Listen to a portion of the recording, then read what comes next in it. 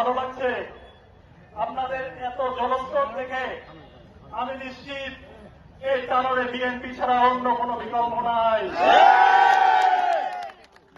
আপনারা সবাই চিনেন আমার মরহুম ব্যারিস্টার আমিনুল হককে। উনি যেরকম কাজ করে গিয়েছেন, আমার বাবা সেই কাজই পুনরায় করতে চান। আমি আপনার এলাকারই ছেলে, বিদেশে থাকলেও মনটা মনে থেকে আপনাদের মধ্যখানে। ইনশাল্লাহ 12 তারিখে আমরা ভোরবেলায় গিয়ে ইনশাল্লাহ আমরা 12 তারিখে বিএনপিকে জয়যোগ করে আমার আব্বাকে নিয়ে এখানে আসবো আপনাদের সবার সামনে। একটা অ্যাম্বুলেন্স আসছে, একটু জায়গায় করে দিবেন, ওনারা চলে যান, ওনারা চলে যান। সবাইকে ধন্যবাদ।